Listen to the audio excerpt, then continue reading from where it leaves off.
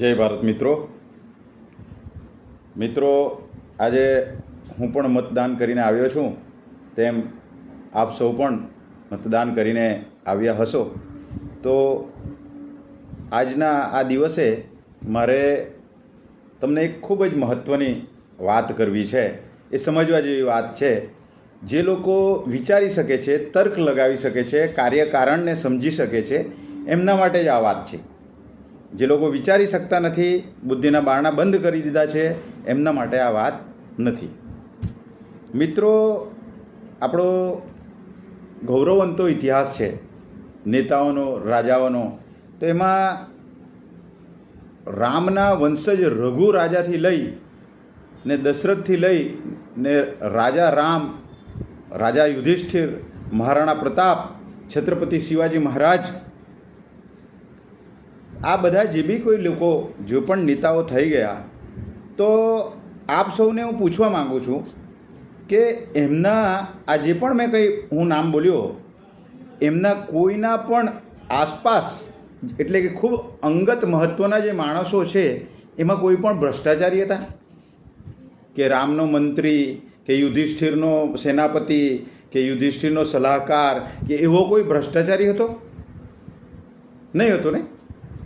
કારણ કે જે વ્યક્તિ સ્વયં ભ્રષ્ટાચારી નથી, એ ભ્રષ્ટાચારીને પોતે સાથે રાખી નહીં શકે. The man is known by the company he keeps. ભ્રષ્ટાચારી જ ભ્રષ્ટાચારી સાથે સંબંધ રાખે અને એને નજીક રહેવા દે. તો અત્યારે જે અમુક સજ્જન લોકો છે, અમુક સારા લોકો છે, બ્રેઇન વોશ લોકો છે, અથવા તો સત્યને સ્વીકારવા માટે તૈયાર નથી, એવા ઘણા લોકો એક જ વાત કરતા હોય કે ભાઈ આપણે કહીએ કે બીજેપીમાં આ વ્યક્તિ આટલો ભ્રષ્ટાચારી, આ વ્યક્તિ આટલો ભ્રષ્ટાચારી, આટલો ભ્રષ્ટાચાર ચાલે છે.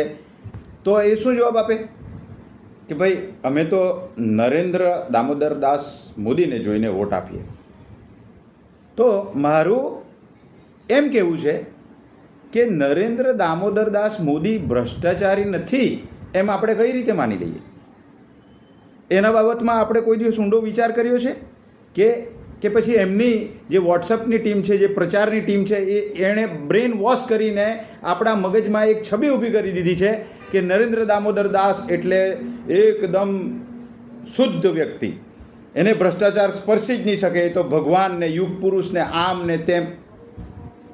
મિત્રો, આપણે આપણા ધર્મગ્રંથો કે આપણો ઇતિહાસ, એના પાત્રો એને કદાચ વાંચતા જ નથી. વાંચીએ છીએ તો ચિંતન મનન નથી કરતા, અને ચિંતન મનન કરીએ છીએ તો આજના સંદર્ભમાં એમાંથી શું લેવાય એ કદાચ આપણે એમાં આગળ વધતા નથી. મિત્રો, સામાન્યતઃ મહાભારત કાળની અંદર પણ ધૃતરાષ્ટ્ર લોકોને સારો સજ્જન લાગતો, અને જાણે કે એક બિચારો સજ્જન માણસ પણ દીકરો કંઈ માને નહીં, આવી રીતનો એક નબળો અને એક નિર્દોષ વ્યક્તિ લાગતો. પરંતુ હકીકતે આખા મહાભારતની અંદર સૌથી જો કોઈ કપટી, સૌથી જો કોઈ ધૂર્ત, અને સૌથી કોઈ જો ભ્રષ્ટાચારી, સૌથી કોઈ જો અન્યાયી, અને સૌથી કોઈ જો ખંધો માણસ હતો તો તે હતો ધૃતરાષ્ટ્ર. પણ લોકોને એવું જ લાગતું કે એનું કંઈ ચાલે નહીં, એ તો સારો માણસ છે, પણ દુર્યોધનને, એની મંડળીને બીજા લોકો માનતા નથી. તો હકીકતે આજે નરેન્દ્ર દામોદર દાસ મોદીની ટીમમાં તમને કેવા કેવા લોકો દેખાય છે? સૌથી મહત્ત્વનો એમનો રાઈટ હેન્ડ તો તે કોણ? તો એક તડીપાર વ્યક્તિ અમિત શાહ, કે જેને કેટલાય ગુનામાં સંડોવાયેલો છે, અને જેણે પોતાના પુત્રને કરોડો અબજોનો કારોબાર કરવા માટે જે છે એ ક્રિકેટ બોર્ડમાં મૂકી દીધો છે. બીજો આનંદીબેન પટેલ, કદાચ ભારતના, છોડો જવા દઈએ ભારતના નહીં, ગુજરાતના ઇતિહાસમાં સૌથી ભ્રષ્ટાચારી સ્ત્રી જો કોઈ થઈ ગઈ હોય તો તે આનંદીબેન પટેલ. એ નરેન્દ્ર દામોદર દાસ મોદીની મુખ્ય સહયોગીમાંની એક. પછી એવા તો તમને કેટલાય દાખલા મળી જાય. અત્યારે દીવ દમણના જે પ્રશાસક પ્રફુલ્લ પટેલ, તમે જુઓ અંદરથી જઈને તપાસ કરો જરા કે આ માણસે ભ્રષ્ટાચારમાં કરોડો અબજો રૂપિયા ભેગા કરી દીધા છે. શું બનાવ્યું? બહુ સરસ એક દરિયાકાંઠાને સુંદર બનાવી દીધો, લાઇમલાઇટમાં લાવી દીધો કે ઓહો પ્રફુલ્લ પટેલ સાહેબે તો દમણની શિકલ બદલી કાઢી. દમણના સિલવાસના ગામડામાં જાઓ, રસ્તાની શું સ્થિતિ છે, લોકોની શું સ્થિતિ છે, કાયદા વ્યવસ્થાની શું સ્થિતિ છે. તો આવા એમના સહયોગી. આગળ ચાલીએ તો એક ભ્રષ્ટાચાર રહિત વ્યક્તિ જે છે, તો એ કોઈ દિવસ ભ્રષ્ટાચારી વ્યક્તિને સહન કરી શકે? એને પોતાની સાથે લઈ શકે? રામને માનવાવાળો વ્યક્તિ, ધર્મને માનવાવાળો વ્યક્તિ, રામની મજાક ઉડાવનાર, રામને ગાળ દેનાર, સીતાનું અપમાન કરનાર, માં સીતાનું અપમાન કરનાર વ્યક્તિને પોતાના પક્ષમાં લઈ શકે? નરેશ અગ્રવાલ, विस्की में विष्णु बसे, रम में श्री राम, जीन में सीताजी और ठर्रे में हनुमान. આ કહેવાવાળા વ્યક્તિને પોતાની પાર્ટીમાં લઈ અને એને સંસદ બનાવ્યો. મિત્રો, શું ખરેખર આપણે વિચારી શકીએ છીએ? આપણી વિચારવાની શક્તિ આટલી બધી કુંઠિત થઈ ગઈ કે આપણને દીવા જેવું ચોખ્ખું પણ દેખાતું નથી. કે પછી આપણે જ એટલા બધા ભ્રષ્ટાચારી થઈ ગયા છે, અથવા તો આપણને ભ્રષ્ટાચારમાં લિપ્ત થવા માટેનું એક એવું વાતાવરણ તૈયાર કરવામાં આવ્યું છે કે આપણે બચતા નથી. એટલે આપણને અંદરથી એક ગ્લાનિ થાય, આપણને અંદરથી એક અપરાધ ભાવ ઊભો થાય, એવું એક આખું તંત્ર ઊભું કરવામાં આવ્યું છે કે ભાઈ હું બી તો ભ્રષ્ટાચારી જ છું ને, મારે પણ કરવો જ પડે છે ને, તો પછી આપણે એને સ્વીકારી લઈએ. આપણું સ્ટાન્ડર્ડ એટલું બધું નીચું આવી ગયું છે કે એક આવા ભ્રષ્ટાચારને પડદા પાછળ રહીને પ્રોત્સાહન આપનાર અને પોતાની છબીને મહાન ચિતરનાર વ્યક્તિને આપણે જોઈ નથી શકતા. તો તે સમયે મારે એટલું જ કહેવું છે કે નરેન્દ્ર દામોદર દાસ મોદી એ કોઈ મહાન વ્યક્તિ નથી, કોઈ યુગ પુરુષ નથી. એની જોડેના બધા જ લોકો ભ્રષ્ટાચારી છે. શરદ પવારનો એનું નામ હું ભૂલી ગયો, આટલો ભ્રષ્ટાચારી વ્યક્તિ એને પોતાના પક્ષમાં લઈ લીધો. કોંગ્રેસના કેટલાય ભ્રષ્ટાચારી લોકોને પોતાના પક્ષમાં લઈ લીધા. અહીંયા આપણા લોકલી જીતુભાઈ ચૌધરી 3 ટર્મથી કોંગ્રેસમાં ચૂંટાતા હતા. કરોડો અબજો રૂપિયાની કહેવાય છે કે એમની પાસે મિલકતો છે, એમની પાસે જમીનો છે.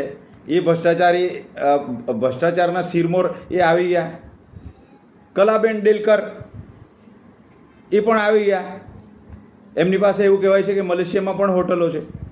તો મોદી સાહેબને ભ્રષ્ટાચારથી બિલકુલ સુખ નથી. મોદી સાહેબને ફક્ત એટલી સુખ છે કે ભાઈ તમે બીજી પાર્ટીમાં રહીને ભ્રષ્ટાચાર કરો તે નહીં ચાલે.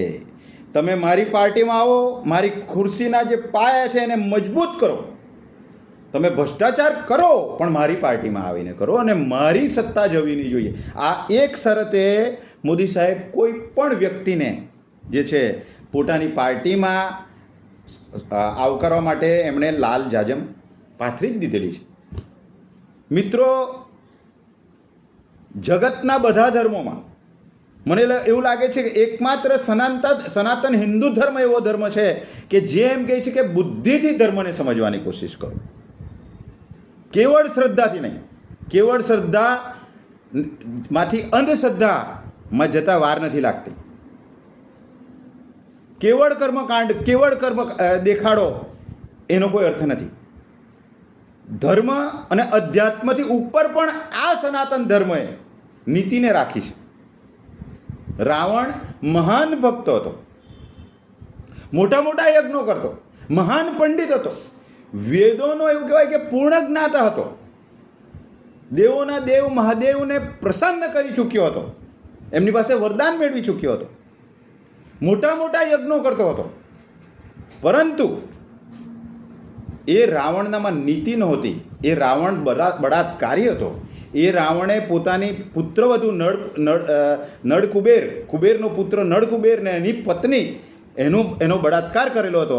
આવો બળાત્કારી પુરુષ હોવાથી જે છે તે આપણા સનાતની લોકોએ એને રાક્ષસ ઠરાવ્યો. ભલે તે ભગવાનને પસંદ કરી દીધા, પણ તારા જીવનમાં નીતિ નથી ને, તો તું રાક્ષસ છે, તું મહાન નહીં હોઈ શકે. બ્રિજભૂષણ શરણ સિંહ વિશ્વ કક્ષાએ આપણી દીકરીઓ જેમણે મેડલ અપાવ્યા. આવી કેટલીઓ દીકરીઓ પર અત્યાચાર કરનારો પોક્સો એક્ટ હેઠળ જેના ઉપર કેસ કરાયો છે, એને મોદી સાહેબે એક શબ્દ ના બોલ્યા. કેમ? તો કે એનું 30 જેટલી યુપીની બેઠકો પર એનું વર્ચસ્વ ચાલે, મારી ખુરશી જતી રહી તો આ માણસ મહાન કહેવાય? આ માણસ રામનો ભક્ત બની શકે? આ માણસ રામ રાજ્ય લાવશે? લક્ષ્મણે અયોધ્યાને બચાવવા માટે નક્કી કરેલા કાયદાનું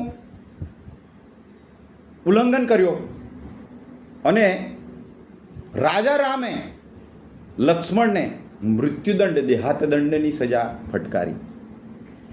આવા રામને આદર્શ દેખાડીને એમના નામે વોટ માંગીને સત્તા પર ચડી બેસનારો આ વ્યક્તિ પોતાની પાર્ટીમાં રહેલા એક સામાન્ય ભ્રષ્ટાચારી કાર્યકર કે એકાદ સામાન્ય કોઈ દૂર દૂર સુધીના ભ્રષ્ટાચારી સરપંચ કે આવા કોઈને પણ જેનામાં સજા કરવાની તાકાત નથી.